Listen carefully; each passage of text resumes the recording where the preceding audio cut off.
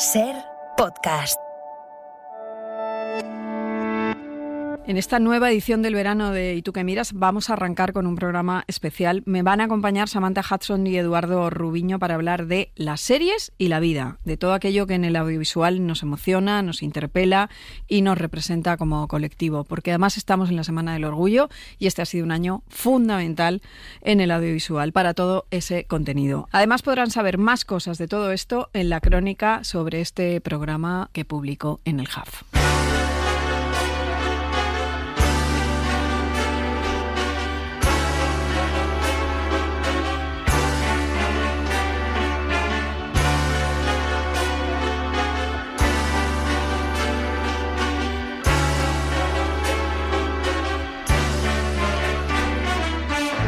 Comienza en la cadena SER ¿Y tú qué miras? Con Mariola Cubels. Ya sabemos cómo acaba la cosa. Morirás como morirán todos a los que amas. El remedio contra este horror es la narrativa. Nuestras mentes logran distraernos de la terrible realidad, llenando nuestras vidas de objetivos esperanzadores y alentándonos por luchar para alcanzarlos. Will Storr, la ciencia de contar historias. Thank you for being a friend. Travel down a road and back again. Your heart is true, you're a pal and a confidant. I'm not ashamed to say, I hope it always will stay this way. My hat is off, won't you stand up and take a bow?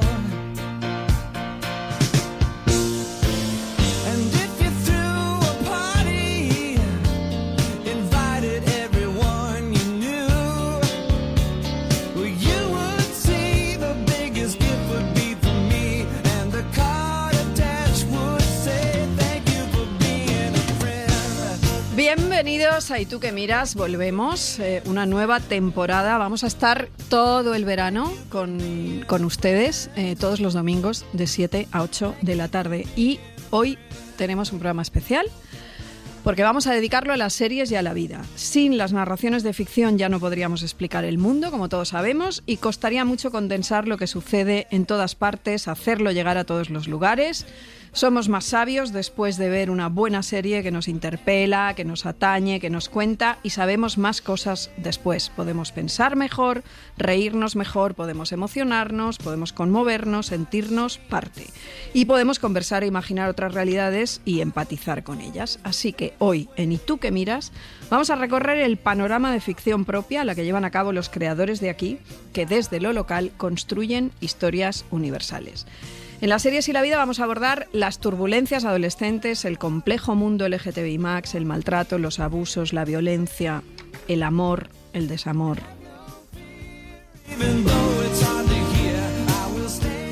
Y para este paseo de ficción, en este Día del Orgullo, en esta Semana del Orgullo, al que nos unimos desde la cadena SER, vamos a contar con voces excepcionales y con unas miradas muy, muy interesantes. Yo estoy muy contenta con nuestros invitados. Samantha Hudson, bienvenida. Bonjour. Eduardo Rubiño, ¿qué tal? Muy buenas, muy bien. ¿Todo Feliz bien? Orgullo. Bueno, Eduardo es presidente del Grupo Parlamentario de Más Madrid, en la Asamblea de Madrid, para quien no lo conozca, cosa que dudo, y un férreo y rotundo defensor de los derechos LGTBI.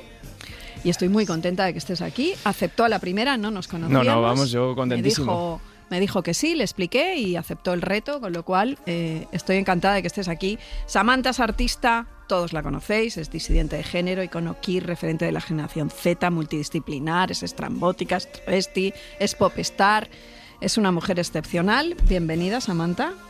Willkommen. ¿Qué tal? Muy bien, la verdad, siempre es un gusto estar contigo. Y bueno, y con Eduardo Rubiño yo también. Hombre, vosotros sí que os conocíais entre vosotros. Sí. Qué bien. Vamos a ver, vosotros miráis la televisión, lo audiovisual, porque la tele es todo ya, ¿eh? Vamos a ser claros con esto. Pues si es todo, entonces sí. Porque Vale. yo lo que es la tele convencional, últimamente menos. Pero plataformas de streaming y series me he vuelto bastante adicto en los últimos años. Así, ¿eh? Sí, sí. ¿Y eso por qué? Pues bueno, es verdad que todos tenemos como esta cosa de llegar a casa y necesitar un poco evadirnos y que nos metan en una narrativa, como decías antes, ¿no? Que también nos ayude a identificarnos y a escapar, ¿no? O a tener un relato también. Yo creo que el cine siempre ha tenido un relato consolatorio, ¿no? O que nos daba un cierto sentido. Y ahora eso se está trasladando a ese papel que cumplen las series en el ratito que llegamos a casa después de un día muy estresado. Y en esas narrativas yo creo que si las analizas se va viendo también cómo va cambiando el mundo, ¿no? Qué bonito esto. Samantha, ¿tú dices que sí o que no?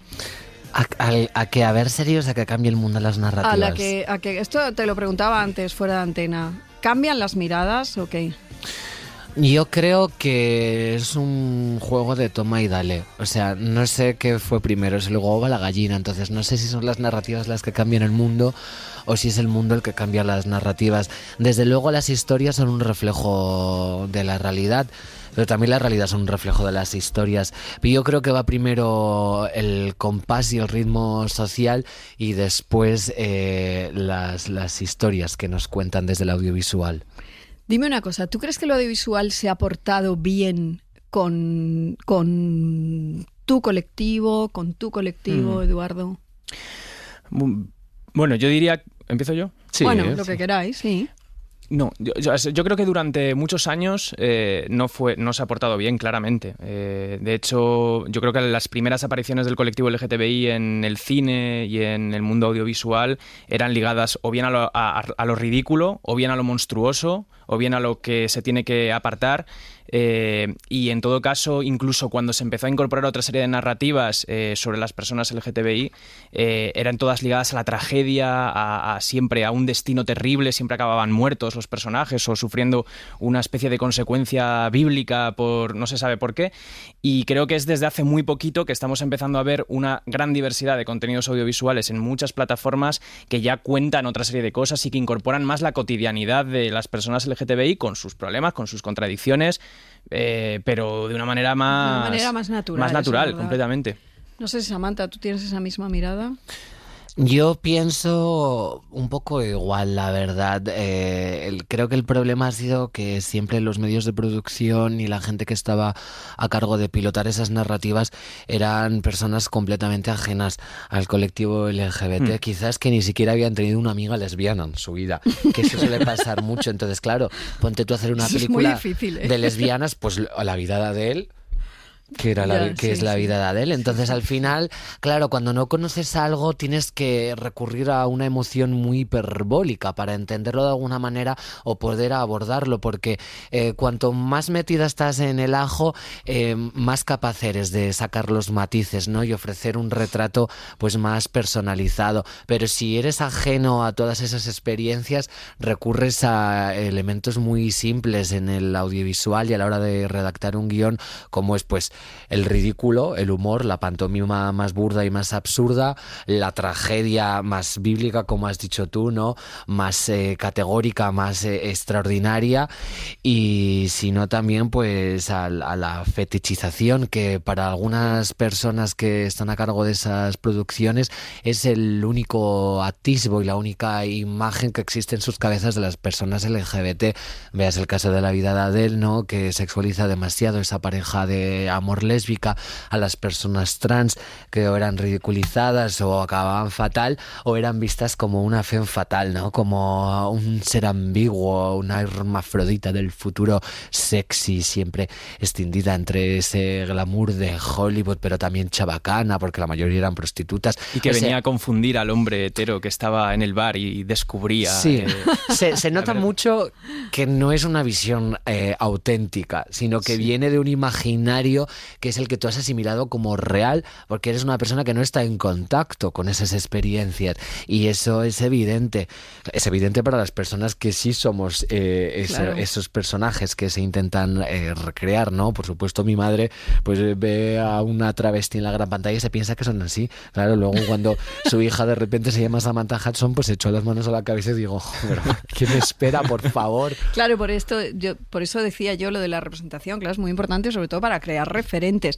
De todas formas, yo sí que creo que ha sido un año bastante definitivo en la ficción en ese sentido, lleno de contenidos trans, gays, no binarios, queer, con historias más ambiciosas además, algunas más amables y otras más ásperas, y con algo muy interesante, que esto lo hemos hablado Samantha, tú y yo alguna vez, que es el paso al entretenimiento, ¿no? De este tipo de contenidos, por ejemplo, con el programa de Drag Race, que a mí me parece que cumple una función interesante, o sobre todo como Una Navidad con Samantha Hudson, los dos, por cierto, en una cadena generalista, que es A3 Player, aunque sea la plataforma. Tú protagonizaste este programa, Una Navidad con Samantha Hudson, ¿y cómo fue eso? Pues un shock bastante grande. Ya te digo siempre cuando estamos entre bambalinas que la verdad no me da casi tiempo a procesar la información que recibo. Entonces vivo disociada y luego llega un fin de semana que tengo una hora libre de mi tiempo y de repente me vienen reminiscencias de cosas que he hecho. Y la verdad es que Una Navidad con Samantha Hudson fue un delirio. Y un delirio yo creo que muy bien recibido, sobre todo por parte de la cadena. Hay gente que demanda que estén abiertos, ¿no? Por aquello de que los contenidos LGBT siempre son de pago. Y yo creo que eso escapa a mi potestad y por mi parte yo celebro que hayan apostado por algo tan subversivo en cierta manera. Absolutamente no subversivo. no por las cuestiones de género ni lo que se aborda, que al final tiene un mensaje pues así muy conciliador, como muy de cuento, ¿no? Pero con un filtro LGBT, sino pues el hecho de poner a Samantha Hudson travestida, siendo empujada por Marta Sánchez por unas escaleras, ¿no? Que Arturo Valls haga de su difunto marido. Que salga Susana Griso. Que salga Susana Griso, que salga Manuela Trasobares cantando con Llurena, Paco Clavel. Entonces, yo como espectador te digo que me pareció una fantasía absoluta. O sea, yo fue uno de los mejores momentos de la Navidad.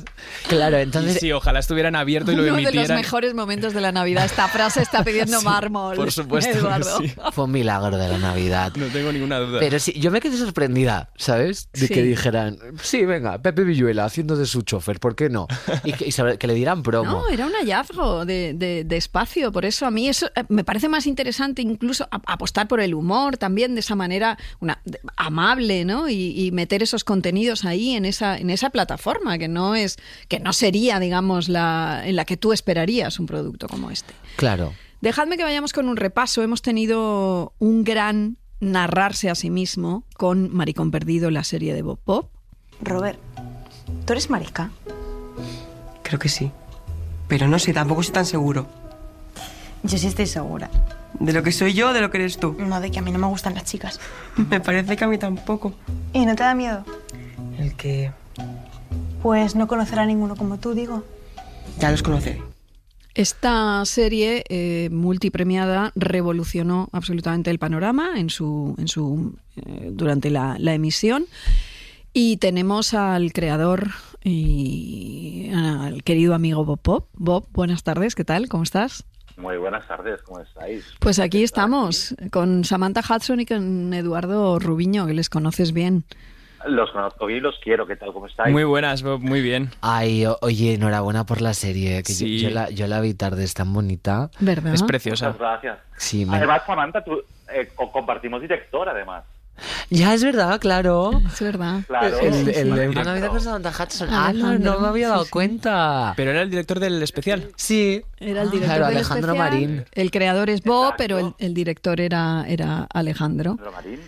Bueno, Bob, ¿cómo has vivido tú Estábamos hablando de, no sé si estás de acuerdo en esto que yo planteaba, de que ha sido un buen año, llevamos un par de años nunca buenos. estoy de acuerdo contigo, Mariola. Es una tontería. Que llevamos Basta de hablar. un par de años buenos en esto y que tu serie ha venido, digamos, a refrendar esta teoría. ¿Cómo lo ves tú esto? Pues yo estoy de acuerdo y además yo creo que, y también gracias a gente como Samantha y como Eduardo, yo creo que además lo bueno es que cada vez somos más desde lugares diferentes y con voces distintas e historias complementarias. Yo creo que ya se ha acabado esta cosa que tenían antes las cadenas o las plataformas de, mira, como ya tenemos la serie de maricones del año, no vamos a meter otra, porque total es una serie de maricones más. No, es que hay muchas formas de contar historias LGTBI y cada uno tenemos nuestra parte, nuestra vocecita en el coro, y está muy guay que todas se junten y al final acaben conformando una música coral, ¿no? Y ¿Tú crees que Maricón Perdido en otro contexto habría tenido el mismo, no sé, se habría recibido igual de bien? ¿O ha llegado justo en el contexto idóneo? Pues yo creo que llegó en un buen momento y yo creo que además no solo por el contenido de LGTBI, sino también llegó en un momento en el que la autoficción está funcionando muy bien, en el que además mezclábamos fantasía, luchábamos contra la nostalgia y entonces había ahí un chup-chup que hizo que el caldo quedara rico. Estábamos hablando aquí de los referentes. Tú y yo hemos hablado de esto alguna vez, de cómo han sido de necesarios y de inexistentes los referentes audiovisuales. Cuéntanos el tuyo, Bob.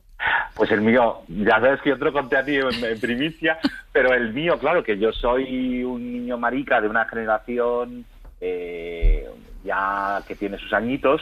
Mi primer marica televisivo fue el hijo de los Colby. Stephen Carrington Colby, claro. Es que yo creo que aquí Samantha y Eduardo no saben de qué estás hablando. Yo ni idea, la verdad. Dinastía, ¿no? Sí, claro. Dinastía, claro, las series, Bueno, claro. yo no he rescatado Dinastía. Dinastía, no, bueno. No, ni falta que hace, Eduardo. No. Bien. Bueno, Me lo cuéntanos. Es que, claro, era una serie mítica. Para los que nos están oyendo, seguro que conocen de qué estamos hablando. Sí, seguro que hay gente de nuestra edad o incluso mayor con vida, Mariola. Eso es impresionante. Pues claro, yo en esa época a mí me flipaba Dinastía porque es que era eso, Alexis Colby, Joan Collins en un papel súper glam, súper loco. Era todo mega marica y además había un personaje en principio bisexual, luego abiertamente gay, que era el hijo del señor Carrington y de Alexis Colby, que era un rico heredero, rubio, ario, billonario, y que por ser marica le iba fatal, entonces le desheredaban, le daban palizas, le echaban de casa, le mataban a los novios, y yo siempre digo que yo cuando veía eso como niño gordo, marica, de clase trabajadora, pensaba, vamos a ver si Stephen Carrington, por ser marica, pero siendo ario, rico, ultramillonario, le va así de mal, ¿qué no me espera a mí? Y fue un poco ese planteamiento. Ahí empecé yo mi vida marica diciendo, madre mía, la cuesta arriba que se me viene encima. Pero mira, ¿ves? Al final del camino recorrido en el audiovisual has hecho Maricón Perdido, que ya sabes que todos celebramos. Te tengo que hacer la pregunta clave, que es, yo quiero bueno, no es una pregunta, es una afirmación. Yo quiero segunda temporada. Muy bien, pues monta un crowdfunding. A ver, yo también quiero, pero ahora lo que importa es que la industria quiera. Vale. Estamos en manos de la industria. Lo que sí que es verdad es que Maricón Perdido, con lo que cuenta, bueno, no ha habido ningún hater hacia la serie. Pues si lo ha habido no me he enterado, o han sido muy educados y muy respetuosos y no han querido hacerme daño, cosa que valoro muchísimo. O sea, yo me encanta tener haters, pero si son silenciosas, mejor. Pues Bob, un placer como siempre. Pues un placer, Mariola, un placer, Samantha y Edu, que vaya muy bien y nada, que nos vemos pronto. Un placer y muchas enhorabuenas por la serie, vamos, o sea, que de verdad que ha sido una pasada. Que Dios te bendiga, cariño. Vosotros también la celebrasteis. Muchas gracias, Samantha. Sí, yo la vi una temporada que tenía libre, me la tragué como en 3 noches. Mira qué bien, vos ves. Yo quedaba con una amiga a verla. Claro. Ay, eso me parece muy bonito. Ay, Sí, hacíamos quedada en casa de una amiga para verla, de mi amiga Ángela, que además también ha coincidido contigo y te manda también un abrazo muy fuerte. Ay, pues muchísimos besos, qué ilusión todo. Bueno, yo la vi con mi hija, que también tiene mérito esto, Bob, ya sabes. Esta es la parte buena del lobby gay, es que somos súper amorosas. Exactamente, como hay que ser. Casi siempre. Pues sí. Un beso. Hasta que no iba a remedio. Un beso, venga, que ya me voy. Un beso, Bob, un beso. Bueno, hemos tenido otro fenómeno este año que se llama La Edad de la Ira, del libro también exitoso en ventas de Nando López. Bueno, a mí lo del Cine Club me mola. Yo me apunto. Acaba de llegar y ya te lo quieres follar, Paquito. Es que el nuevo tiene un culito... ¿Te gusta? Esto es todo, ¿no? ¿Habéis terminado ya con las bromitas homófobas? Entonces todo lo que se dice de vuestra generación, que sois abiertos y tolerantes, es mentira. Yo soy gay. Y cuando estaba ahí sentado me comí todo tipo de bromas y comentarios que me hicieron la vida imposible. Así que no voy a permitir que se repitan. Tuvimos a Nando López en La Ventana, yo que llegaba muy optimista a esta historia de, bueno, estas series son referentes y y amplían un poco, bueno, la mirada, ¿no? Y hacen que el mundo sea mejor. Pero Nando nos contaba, no es exactamente tan bonito como yo lo pienso, y nos contaba esto. Que la violencia homófoba no es más que una ramificación de ese mismo machismo, ¿no? Y contar esa situación que además está basada, por desgracia, en muchas situaciones reales que yo viví cuando era todavía docente, ¿no? Yo me inspiro mucho en esa realidad, también en gente muy joven que me escribe. Mi última novela también está inspirada en historias de chicas, en este caso es una historia de amor entre mujeres, porque muchas chicas jóvenes me han contado precisamente lo difícil que es, por ejemplo, ser LGTBI en entornos rurales o en ciudades muy pequeñas. Y decían, es que todos creéis que es todo más sencillo. En una charla con jóvenes, yo dije, ahora es más sencillo, tenéis más referentes. Y levantó la mano una chica y dijo, eso es lo que os creéis vosotros. Y de repente, me dio un vuelco. Creo que es una generación muy preparada, muy comprometida, que es verdad que tiene un discurso muy interesante, pero que se encuentra con muchos obstáculos porque hay un repunte del odio. Claro, esto lo dice un experto, Eduardo. Yo no sé esto tú cómo lo yo creo que vives desde tu atalaya. No, creo que es una pasada lo que está ocurriendo en las aulas, y que esto es reflejo de lo que cuenta Nando, que tiene como la doble perspectiva, la de creador de contenido y de referentes y de narrativas, como la de docente que ha visto lo que ocurre en las aulas. Está conviviendo dos procesos enfrentados y que son muy llamativos. Uno, por una parte, una generación que tiene más información, está más deconstruida, desafía más las normas de género, vive las cosas de una manera muchísimo más abierta y que se está abriendo paso poco a poco, pero al mismo tiempo hay un clima muy hostil sobre las personas LGTB, desde que unos cuantos han empezado a poner en circulación discursos muy agresivos. También hay una cierta juventud que se siente identificada con esa ola reaccionaria que estamos viviendo, y cuando tienes a políticos diciendo que hay que borrar de las aulas los contenidos que tengan que ver con estas cuestiones, o diciendo que se hace corrupción de menores, o señalando los contenidos de educación afectivo-sexual, pues obviamente todo eso genera un clima en las aulas, y al final se mete ahí todo en la coctelera. Y es una situación muy, muy contradictoria, ¿no? Porque por una parte tienen mucha libertad y por otra parte yo creo que se sienten muy amenazados, o transmiten una sensación de que están muy presionados también por esta LGTBI-fobia que sigue latente y que seguimos viendo en muchísimos ámbitos de la sociedad. ¿A ti esto te llega, Samantha? Sí, yo creo que hay que diferenciar entre tener la posibilidad o la opción de hacer algo, y es verdad que el abanico de opciones se ha abierto mucho en los últimos años, pero hay que diferenciar entre tener la posibilidad y tener la agencia real. Y a fin de cuentas, pues tú puedes estar muy deconstruida, puedes estar muy informada, puedes tener una visión, pero claro, de nada te sirve de construir tu género y dar pasos de gigante a la hora de descubrir y investigar acerca de tu identidad sexual si el entorno que te rodea, como bien dice Eduardo, es hostil y rema a tu contra, ¿sabes? O sea, de nada te sirve decir, venga, pues estoy convencida, soy una persona no binaria. Si luego la gente en el colegio sigue siendo contundente con eso, si luego tu entorno más cercano, tus lazos de sangre, las personas que te rodean no entienden esa realidad, si luego en las redes sociales hay un montón de discurso de odio latente y hay muchas personas criticando pues, que si el género neutro, no sé qué, que a mí eso me hace una gracia porque es como, no, es que hay que economizar el lenguaje. O sea, ahora resulta que será el lenguaje. Economizar el lenguaje, eres un sinvergüenza, y luego le dan le pega una paliza a una chica y vamos, o sea, no te pienses que ponen nazi. Nostálgico del régimen. Sí, claro. O sea, se las apañan para blanquear los discursos de ultraderecha de 8.000 maneras. Y ponen 150 sinónimos, 300 adverbios y 700 conectores. Pero claro, luego para poner una E, para no hacerle misgender a una persona, ahí sí que hay que economizar el lenguaje, ¿no? Pero para blanquear a la ultraderecha te permites ciertas licencias. Me parece muy confuso, son tiempos muy convulsos y de muchos contrastes, porque siempre que hay un cambio social, pues eso recibe una respuesta del bando contrario, ¿no? Y ahora que hay un auge de todas estas tendencias tan liberadoras en cierto sentido, pues está la respuesta del otro bando. De todas formas, si lo comparamos con años, yo qué sé, 10 años atrás, nada que ver, ¿eh? El panorama audiovisual ha cambiado mucho y para bien. Ser o no ser, Euphoria, Transparent, Victor, en Disney, además Hacks, que es una serie donde se ve con total normalidad esta historia.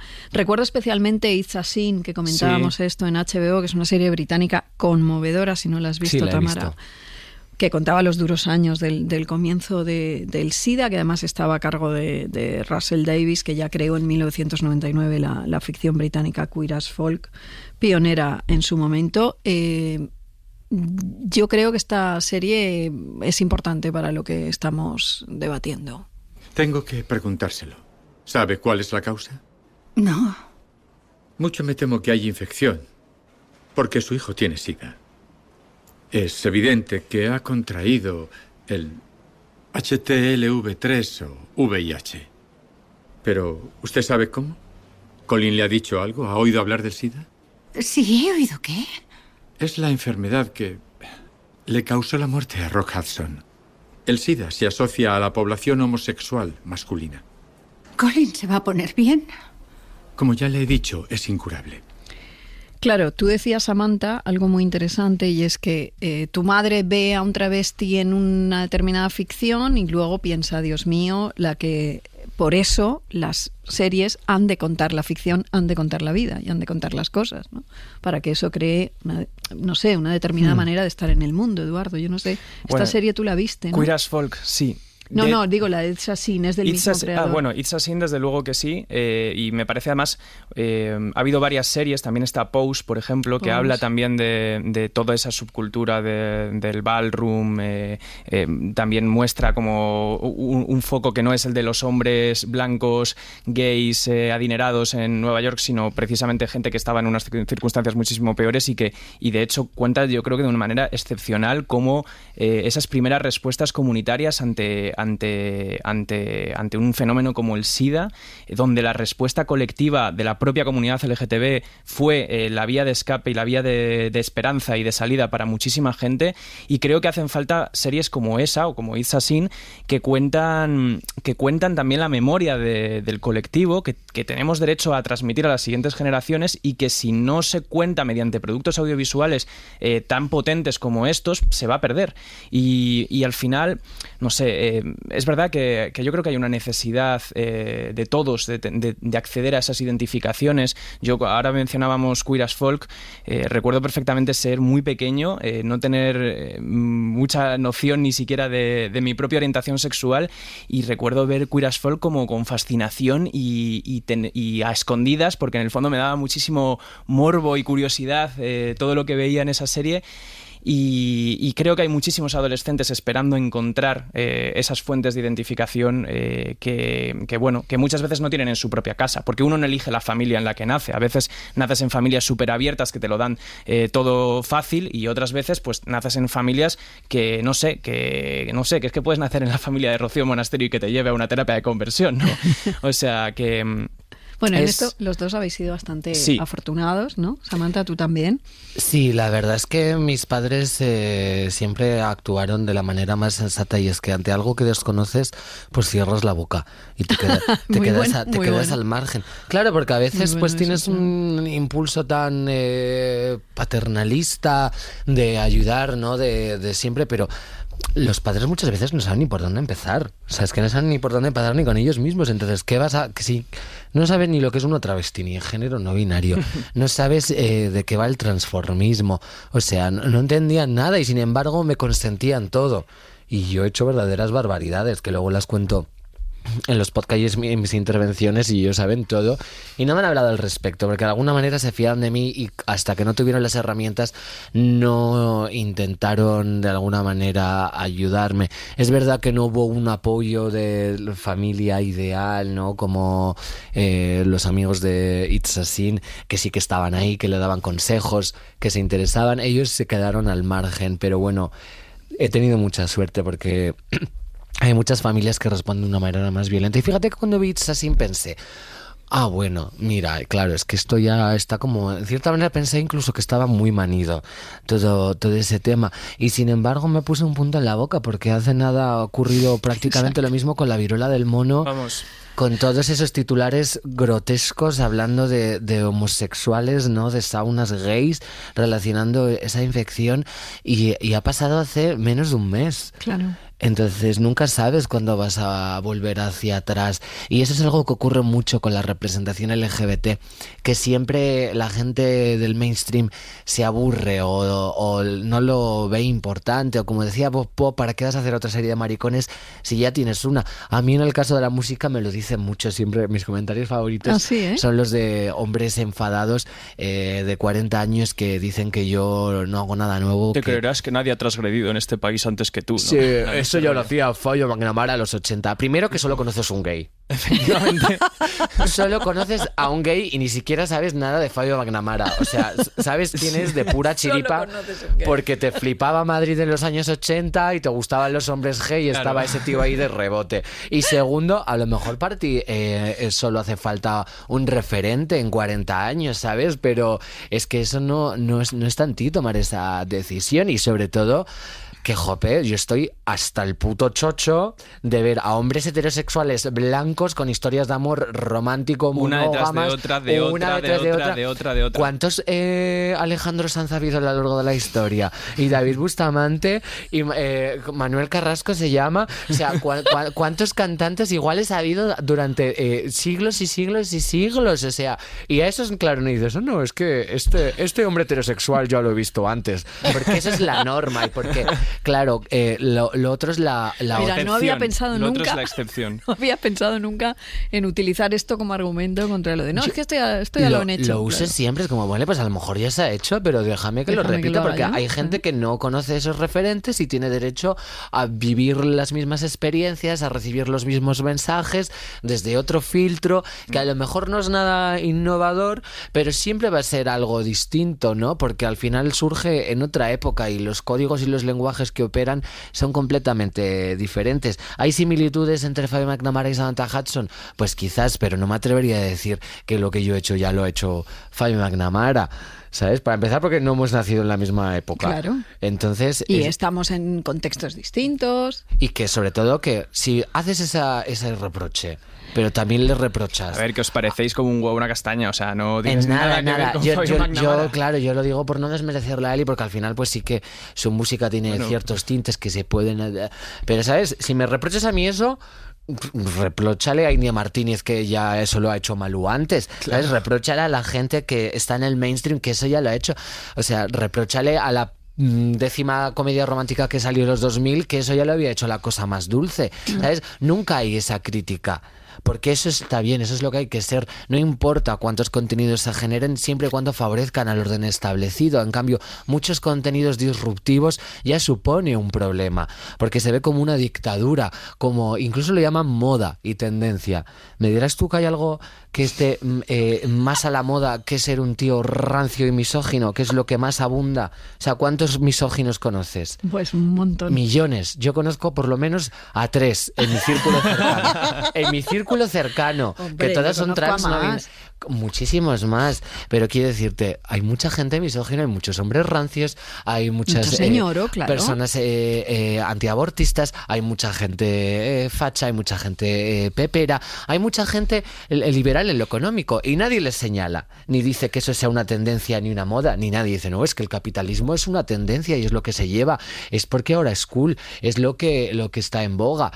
Pues perdona que te diga, pero comparado con la representación de las personas LGBT en el audiovisual, es un porcentaje ínfimo. Así que si quieres hablar de tendencias, primero vete al IED, ¿sabes? O hazte analista o cool hunter, o deja de tocarme las pelotas, pero no puedes soltar esos comentarios así a la ligera, porque es simplemente una falacia. La cantidad de representación, si haces el baremo, te das cuenta de que verdaderamente lo que es moda, lo que es tendencia y lo que es lo más fashion y lo más in es ser una persona blanca, cis heterosexual, monógama, casarte, tener hijos. Eso ha sido siempre la tendencia. Sí. Y no que una travesti de repente haga una película y salga en un programa. ¿sabes? Eso es el lobby, el lobby, la secta. Eso, lo mainstream, lo que ha de ser el orden establecido es lo verdaderamente sectario y no 4 pedorras no binarias que están en TikTok. O sea, no hay nada que rubricar después de esta... No. Eduardo rubricó. Hay un fenómeno en el entretenimiento que citábamos antes, del fenómeno trans, queer, que ha protagonizado este año Samantha, y quiero que escuchemos un ratito. Samantha, tú no querías hacer un especial de Navidad. Esta es tu noche. Porque soy una burguesa arruinada. Porque soy una... Lo bien que nos lo pasamos, ¿eh? Bueno, vamos. Estás guapísima. Gracias. ¡Qué clase obrera! ¡Mi muerto! ¡Feliz Navidad! Bueno, yo quería recuperar esto, Samantha, después de tu explicación maravillosa, Sí. porque quería ahora introducir fenómenos audiovisuales más amables, ¿no? Veníamos de It's a Sin. Este ha sido uno de ellos que recuperábamos para poder conversar. Y hay otro que ha sido este año también un fenómeno de una serie muy amable, muy, muy linda, muy caramelo, una serie caramelo que a Eduardo le gusta mucho, que se llama Heartstopper. ¡Ay, qué buena, por favor! Y quiero que escuchemos un poquito. ¿Cómo te diste cuenta de que eras gay? Yo creo que siempre lo he tenido claro. Incluso cuando era pequeño. No lo entendía entonces, pero... me gustan los chicos. Y la explicación de que la ficción está presente en la vida diaria fue esta perorata del otro día de Eduardo en el Congreso. No tienen que tener ustedes tanto miedo, señora Rubio, a que sus hijos conozcan cosas distintas. Los niños LGTB durante muchísimos años hemos crecido en una escuela para la que no existíamos y donde sencillamente no se hablaba de nuestra realidad, con películas también que hablaban siempre de protagonistas heterosexuales, con cuentos con protagonistas heterosexuales y en una sociedad hegemónicamente heterosexual. Y no por eso hemos dejado de ser personas LGTBI cuando hemos crecido y cuando hemos madurado y cuando hemos desarrollado nuestra identidad. Ustedes nunca van a entender por qué ocurre que estrenan una serie como Heartstopper en Netflix y el comentario que más se repite entre muchas personas LGTB es: qué pena que yo no pude vivir una adolescencia como la que refleja esta serie. ¿Qué pasó en mi infancia y en mi adolescencia para que me robaran algo tan sencillo y tan bonito como lo que está reflejando una serie como esta? Eduardo, también fue una gran declaración como la que nos acaba de decir Samantha. Es que tengo intelectuales hoy en el programa. Sí. Bueno, es que básicamente estábamos debatiendo sobre borrar los contenidos LGTBI en las escuelas con esta especie de inquisición que está tratando de desatar Vox. Y bueno, me pareció que lo ejemplificaba muy bien porque es que ese comentario ha sido constante con esta serie de Heartstopper. Sí. Quizás también por la necesidad de tener contenidos que reflejen finales felices para las personas LGTB, que cuenten historias sencillas, historias que obviamente no nos pasan igual que a los heterosexuales porque no tenemos las mismas las mismas vivencias, pero que tenemos derecho también a tener, ¿no? El derecho a tener finales felices, el derecho a tener historias felices, yo creo que es una cosa con la que todos los niños tendrían que contar y que desgraciadamente hoy en día en las escuelas, con el clima hostil que todavía permanece, pues no existe. Y yo creo que esa ha sido la clave de Heartstopper. Bueno, o sea, a mí me gustó muchísimo, yo me sentí muy identificado porque además yo tuve en el instituto una historia bastante parecida de enamorarme de un compañero, no sé qué. ¿Que es también una cosa era hetero? ¿O se supuesta en este caso sí que era hetero y la historia no acabó exactamente igual que en esto, pero bueno, pero fue... ¿Sois amigos aún? Sí, somos súper amigos, sí. Pero ya no estás enamorado de él. No, ahora no. Qué pregunta tan impertinente. No, bueno, no pasa nada. Y es que ya sabía la respuesta si no se la habría hecho. Sí, pero joder, realmente yo creo que al final hay... La ficción también tiene que ver con la fantasía, ¿no? Y que esa historia que nos ha pasado a muchos chavales LGTB en las escuelas, tanto lo que tiene que ver con sufrir acoso escolar, como lo que tiene que ver con descubrir la sexualidad, con enfrentarte a tu primer amor, todas esas cosas, que de repente una serie te lo cuente en clave positiva y que te lo cuente, claro. Mira, puede salir bien, puede pasar. eso es un balón de oxígeno que tiene un valor incalculable. Y desgraciadamente, pues hace muchísima falta todavía en las escuelas. Lo lógico sería que las instituciones acompañaran eso, que las familias acompañaran eso, que toda la sociedad, pero por lo menos el audiovisual yo creo que está ofreciendo esa ventanita, y por eso el éxito de una serie como esta.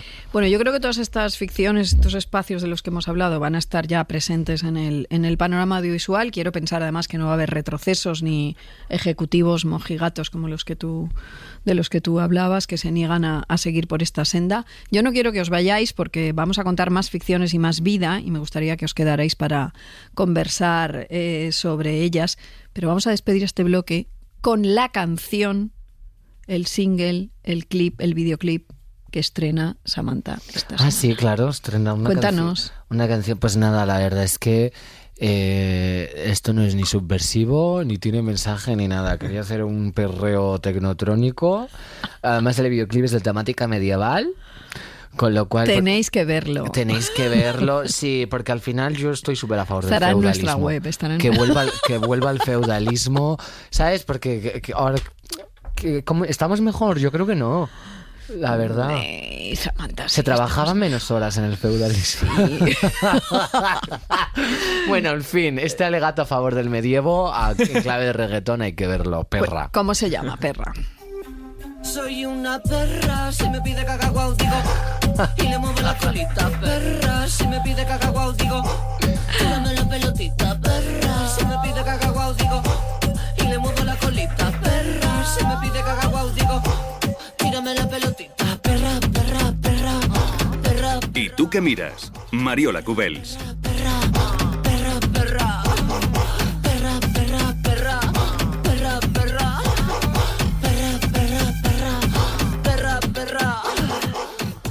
Bueno, con esta explosión de júbilo seguimos en ¿Y tú qué miras?, conversando con Eduardo Rubiño y Samantha Hudson sobre las series y la vida en este ¿Y tú qué miras? Hemos estado hablando de cómo todo lo que tiene que ver con la diversidad sexual está cada vez mejor retratado, afortunadamente. Y ha habido otros grandes temas íntimos y muy importantes que este año también la ficción ha abordado. Series sobre el maltrato, sobre el acoso, la violación, la intimidad o el derecho a tenerla. Alba en A3 Player está interpretada por Elena Rivera y cuenta la historia de una joven a la que un grupo de jóvenes, una manada en realidad, viola una noche sin que ella esté consciente. La serie, como el corto Suelta de Javier Pereira, como la película Cruda protagonizada por Manuela Bellés, como la película Una joven prometedora que es maravillosa y que debió ganar el Oscar, o como Podría destruirte, otra serie que no deben perderse, aborda estos asuntos, los de la violencia contra las mujeres, el acoso, el maltrato, el consentimiento, con mucha seriedad. A mí me ha gustado especialmente Alba en A3 Player y por eso hemos invitado a su protagonista, Elena Rivera. Buenas tardes, ¿qué tal, querida? Hola, ¿qué tal? Buenas tardes, pues mira, estás? encantada de estar aquí. ¿Tengo razón en que Alba ha supuesto para ti algo importante? Sí, tienes razón, o sea, para mí Alba ha sido un rodaje, ha sido un proyecto que para mí me ha marcado, no sé si un antes y un después, pero por lo menos a mí como persona, como Elena, me ha marcado mucho. No era un proyecto más, ¿no? Al final, el tema que trata y a mí como mujer, pues la verdad que sí, yo lo he sentido como que me lo llevaba a casa y me costaba salir de lo que era la historia que estábamos contando. Al final, pues eso, te toca muy de lleno. Mira, yo tengo una pregunta siempre sobre estos asuntos, es decir, yo no sé si realmente cambian la mirada a aquellos que deben cambiarla, este tipo de ficciones. No sé eso tú cómo lo has vivido. Pues, a ver, yo siempre digo que no creo que una serie, como tú dices, de repente nos haga cambiar ya, ¿no? Como sociedad. Sí que creo que tenemos ese privilegio y, bueno, no sé si decirte también responsabilidad, porque a mí al final me caía mucho peso sobre los hombros con esta serie, de contar una realidad. O sea, yo al final, yo siempre lo decía y lo sentía en la serie, ¿no? Como mujer, me he ido dando cuenta por según qué escenas o lo que tratábamos y tal, que yo hay cosas también de la serie que me he podido sentir identificada, ¿no? Lo de no poder ir andando por la calle según a qué horas o por determinadas zonas. Y esa es la realidad, ¿no? Porque al final hay una realidad de imagínate, ¿no? De brecha económica, igual que hay una realidad de que las mujeres no llegan a según qué puestos directivos y bueno, al final esa es la realidad y una realidad que lógicamente hay que ir cambiando porque una mujer pues tiene que bueno, tienes que tener también ese derecho a poder ir segura por la calle, ¿no? Pero por desgracia no es así, y hemos mostrado esa realidad que salva y que no sé si cambiará la visión de la gente. Espero que por lo menos haga reflexionar, que sí he sentido que ha ocurrido, ¿eh? Yo he recibido luego mensajes de mucha gente que ha marcado mucho esta serie, la verdad. Elena, muchísimas gracias. Nada, te seguiremos viendo en la ficción, en todo lo que hagas, ya lo sabes. Ya lo sé. Pues nada, muchas gracias, Mariola. Un beso. Un Chao, beso. chao. Pese a que no es una ficción, yo tengo que recuperar aquí también la docuserie este año, Nevenka, de Ana Pastor y Maribel Sánchez Maroto, la visteis los dos, para Netflix, que bueno, yo personalmente nunca me cansaré de recomendarla al grito y al hashtag de Gracias Nevenka. Os he convocado para que conozcáis que en el día de hoy presento mi dimisión como concejal de este ayuntamiento que tanto quiero.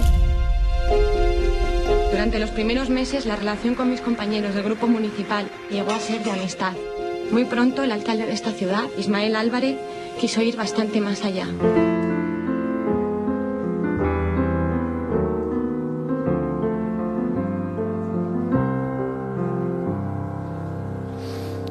Into the arms of a stranger, they open wide just for you. And I realize there's a danger in finally falling for you.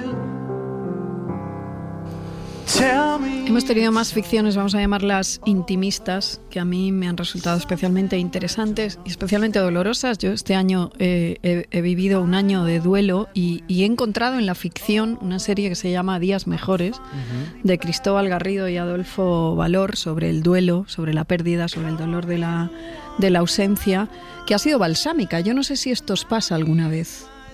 ¿En qué sentido? Pues estáis en un mal momento y encontráis algo en la ficción que os calma. Sí. ¿Sí? ¿Te ha pasado?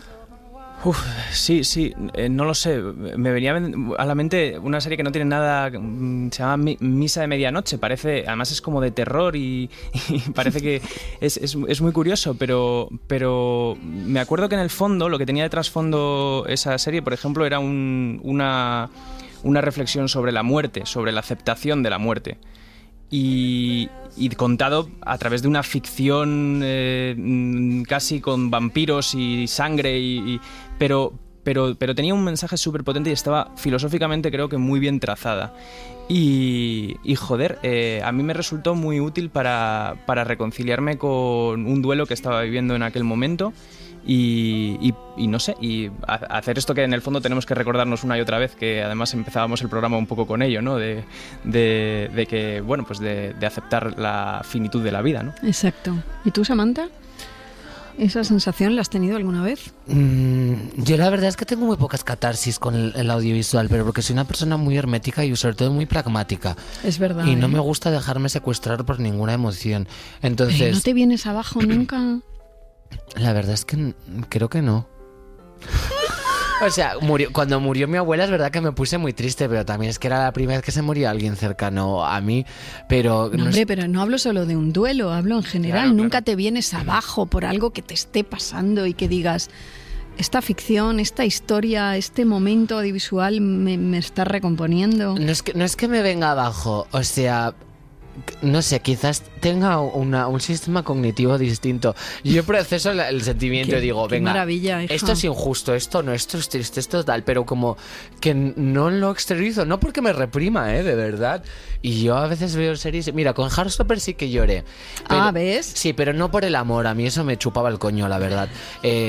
O sea, me parecía bonito y tal, creo que es verdad que hay una violencia inherente de robarle la infancia a las personas LGBT, ¿no? Con esa estigmatización. Pero lloré sobre todo por una escena que es muy tonta, en la cual el padre del protagonista le pone la mano en la rodilla y le pregunta si ha ido todo bien cuando él queda con el chico que le gusta y sus amigos abusones. Y ya está, y ahí acaba la escena. Pero me recordó tanto a mi padre y a lo bueno que ha sido siempre cuando yo me salía de fiesta y estaba incómoda y venía a buscarme a las 3 de la mañana en Palma, que está a 1 hora de donde yo vivía, y él se levantaba, se vestía y venía a recogerme porque sabía que había gente homófoba y que yo estaba incómoda en esa situación. Entonces ahí sí que lloré porque dije, mira, jope, qué bien que haya padres y que haya familias y que haya gente tan buena, aunque no lo entienda, porque no lo entendía en ese momento y él hubiera preferido que yo fuera un chico normal y corriente, que fuera un chico para empezar. y aún así, a pesar de estar como con un pie dentro y otro fuera, hacía todo lo posible para que yo estuviera a gusto y eso sí me emocionó. Pero la verdad es que la única película que recuerdo con la que haya llorado fue Anticristo de Lars von Trier. Por esa yo no hubiera llorado nunca. ¿Por qué lloraste con esa película? Vale, porque jamás la habría citado. Porque cuando murió mi abuela yo tenía fantasías muy recurrentes y como en sitios muy liminales. ¿Sabes? Como estos espacios que son extraños, que es como muy onírico todo, como muy tétrico, que es como que está a punto de pasar algo, que no sabéis si es malo. Bueno, en fin, como cosas muy raras. Y soñaba con ríos de sangre hirviendo y gente muerta, cosas realmente horribles. Y Anticristo tiene una estética tan literal de lo que yo soñaba que me conmocionó mucho. Entonces, no sé, pero ya te digo que tengo unas emociones muy extrañas. Luego a lo mejor veo un capítulo de Bob Esponja y me pongo a llorar. Entonces, no sé, en fin. Tenemos que acabar. Yo os pediría una recomendación, si la tenéis, audiovisual. Me da igual. Una recomendación que, aparte de Anticristo, Samantha, una recomendación que creáis que es importante que la gente vea. Pues mira, en Netflix y no más lejos hay un documental que se llama Disclosure, que va de las personas trans en Hollywood y en la industria cinematográfica de Estados Unidos. Que llevo todo el rato intentando acordarme del nombre. Pues hace un recorrido muy bueno y cuenta con muchas voces. Paris is Burning, que es un documental sobre la escena ballroom que está en Filmin. Vestida de azul, que está en Flixolé y que es la inspiración para la segunda parte de La Veneno, en la cual están trabajando los Javis con Valeria Vegas. Y yo creo que ya para concluir, mi película favorita de todos los tiempos, que creo que no está en ninguna plataforma, que es Hedwig and the Angry Inch. ¿Las he citado alguna vez? No está en ninguna plataforma porque yo la he buscado. Es buenísima, hay que verla. ¿Y tú, Eduardo? Bueno, yo creo que voy a recomendar, he hablado antes de ella, de Pose, porque a mí me parece que es de las series, hay muchas series LGTB, pero para mí es una de las series que más ha reflejado, pues esa necesidad de una familia elegida, ¿no?, que muchas veces tienen las personas LGTB. Y creo que además es un ejemplo de memoria del colectivo muy importante y que sin duda, creo que todo el mundo debería haber visto. Nos tenemos que marchar. Ha sido un placer, Samantha, Eduardo. Ojalá más conversaciones así en la radio, en la tele y en la vida. Nos vamos con una canción que tiene sentido, que se llama Ese chico, que compuso Cristina Rosenbinge para Maricón Perdido y que, por supuesto, le dedicamos a Bob Pop y a su gran serie. La versión la cantó, además, con la banda de Leitmotiv, del Ley de André Buenafuente, que nos regaló durante tantas noches Movistar y que ya no está y que ojalá volviera. Muchas gracias a todos, muchas gracias a mi compañera Laura Martínez. Les esperamos el domingo que viene. Pasar por el patio, ese chico que ya esconde alguna cicatriz. Ese chico con cara de santo que se queda leyendo en un banco. Ese chico que ella toma pastillas para dormir. Ese chico tan inseguro que se busca en un cuarto oscuro. Ese chico tan tierno y puro. Ese chico divino que no se cansa, que no se amansa, que no da un paso atrás, que no se pierde, que no se muerde la lengua al opinar. Cuando aparezca dale a play, esa es mi reina y es mi rey. Yo que aspiraba viva gay, quiero incitarle a volar. Ese chico tan imprudente que se enreda con mala gente. Ese chico que pretende reventar el sistema.